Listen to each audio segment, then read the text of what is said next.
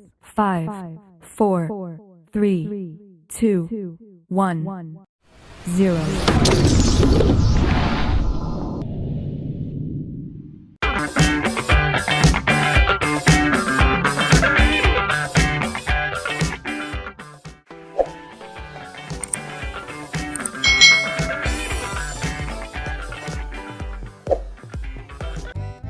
Hai. Selamat datang di channel YouTube Kak Citra. Apa kabar adik-adik semuanya? Kak Citra berharap kalian dalam keadaan yang baik, sehat, dan siap untuk belajar ya. Hari ini kita akan belajar bersama-sama untuk mata pelajaran tematik kelas 3. Kita belajar di tema 5 tentang cuaca, subtema 4 cuaca, musim, dan iklim, pembelajaran yang keempat. Mari adik-adik kita belajar dengan penuh semangat ya. Sore yang dinanti telah tiba, cuaca sedikit berawan. Lani dan teman-teman pun bergegas menuju rumah Edo. Mereka ingin segera bertemu dengan Pak Tono. Mereka ingin bertanya banyak hal tentang cuaca, musim, dan iklim. Mereka pun tiba di rumah Edo. Ternyata Pak Tono belum datang. Mereka lalu duduk di ruang tamu menunggu Pak Tono. Setelah menunggu selama 10 menit, Pak Tono akhirnya datang. Tetapi baju Pak Tono agak basah. Mengapa ya? Adik-adik, di sini Edo dan teman-temannya akhirnya ketemu dengan Pak Tono ya. Mari kita baca percakapan mereka. Halo anak-anak, maaf ya Bapak terlambat. Bapak tadi kehujanan, Bapak tidak bawa payung. Jadi Bapak berteduh terlebih dahulu. Iya Pak, tidak apa-apa. Oh ya, nama saya Edo. Ini teman-teman saya. Wah, kebetulan sekali. Itu contoh tentang perubahan cuaca ya? Iya, beberapa hari ini cuaca cepat berganti, tetapi sekarang lebih sering hujan. Iya, betul. Di sini cuaca cerah. Ternyata di tempat lain hujan. Di sini pun cuaca bisa berubah-ubah. Kami senang sekali kalau boleh bertanya kepada Bapak. Kalian boleh bertanya apa saja yang ingin kalian ketahui. Tapi dengarkan dulu ya penjelasan dari Bapak baik-baik. Ini adalah penjelasan dari Pak Tono tentang perbedaan antara cuaca, musim, dan iklim adik-adik. Kita sering mendengar orang menyebutkan istilah cuaca, musim, dan iklim. Namun banyak yang masih bingung nih tentang perbedaannya. Cuaca, musim, dan iklim merupakan keadaan udara di wilayah tertentu. Cuaca diamati pada suatu wilayah yang kecil dan waktu yang singkat. Nah, cuaca ini diamati harian dan dapat berubah setiap harinya. Kadang-kadang pada hari yang sama cuaca pun bisa berubah-ubah adik-adik.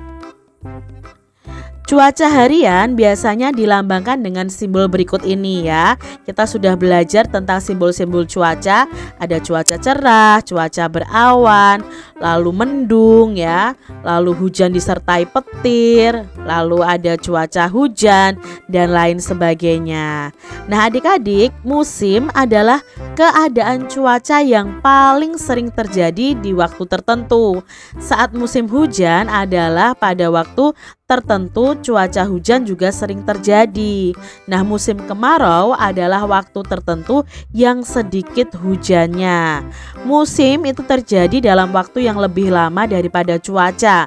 Nah, musim itu diamati dalam hitungan bulan adik-adik. Indonesia itu negara tropis. Nah, karena negara tropis ini hanya terdapat 2 musim, yaitu musim kemarau dan musim hujan. Kalau di negara lain itu ada musim semi, ada musim dingin. Dingin itu biasanya turun salju adik-adik, tapi kalau Indonesia tidak ada ya. Nah, di sini iklim adalah kondisi rata-rata cuaca berdasarkan waktu yang panjang. Kalau iklim ini bisa diamati dalam hitungan tahun. Kalau cuaca itu setiap harinya bisa berubah. Musim itu dihitung dalam hitungan bulan, sedangkan iklim itu dalam hitungan tahun adik-adik. Bagaimana anak-anak? Siapa yang mau bertanya? Nah, setelah menjelaskan tadi, Pak Tono bertanya kepada anak-anak, kepada Edo dan teman-temannya. Apakah ada yang mau bertanya? Saya, Pak. Apakah yang dimaksud dengan garis khatulistiwa? Tanya Siti. Nah, Pak Tono menjawab, garis khatulistiwa adalah garis yang mengelilingi bumi. Garis ini ada di tengah bumi. Negara kita ini terletak di garis khatulistiwa ini. Jelas Pak Tono. Apakah karena itu negara kita hanya memiliki 2 musim? Iya, betul Dayu. Kita hanya memiliki 2 musim, yaitu musim hujan dan musim kemarau. Kalau sekarang cuaca sering hujan, berarti sudah masuk musim penghujan ya, Pak? Tanya, ini ya adik-adik ya, Beni. Iya Beni, para ahli harus menghitung banyaknya curah hujan setiap 10 hari. Baik, sekarang giliran Bapak yang bertanya ya. Bapak minta kalian menceritakan kembali informasi tentang cuaca, musim, dan iklim. Siapa yang bersedia? Nah, semuanya menjawab saya Pak ya, karena di sini mereka memahami apa yang disampaikan oleh Pak Tono tentang cuaca, musim, dan iklim. Adik-adik, di sini ada percakapan. Cuaca itu adalah keadaan udara yang dapat diukur dalam waktu singkat. Kalau iklim itu dalam waktu yang panjang. Nah, musim di Indonesia hanya ada 2, yaitu musim hujan dan musim kemarau. Adik-adik bisa ya membuat cerita berdasarkan informasi mengenai cuaca, musim, dan iklim. Kalian bisa membuat cerita ini berdasarkan pengalaman kalian dengan kalimat kalian sendiri-sendiri. Adik-adik, hari sudah makin sore. Cuaca yang tadinya berawan kini berubah mendung. Sebelum hujan, Edo meminta tolong kepada teman-temannya untuk membantu ibunya. Lani dan Siti membantu mengangkat jemuran yang kering. Dayu dan Edo membantu membawa masuk sepatu yang ada di luar. Beni dan Udin membantu mengangkat keset yang dijemur di atas pagar. Itulah manfaatnya kita bersatu saat mengerjakan sesuatu hal. Pekerjaan akan cepat selesai. Nah, terima kasih teman-teman, kalian sudah meringankan pekerjaan ibu saya. Adik-adik, segala sesuatu jika kita kerjakan bersama-sama pasti akan terasa ringan dan cepat selesai. Itulah salah satu manfaat jika kita itu bersatu dalam mengerjakan suatu hal, adik-adik.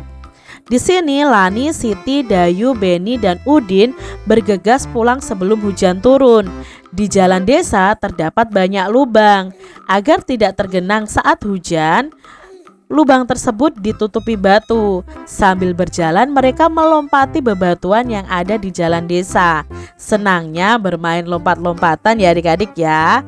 Nah, di sini ada gerakan lompatan yang akan nanti kita pelajari. Di tengah jalan hujan mulai turun. Udin mengajak teman-teman ke rumahnya agar tidak kehujanan.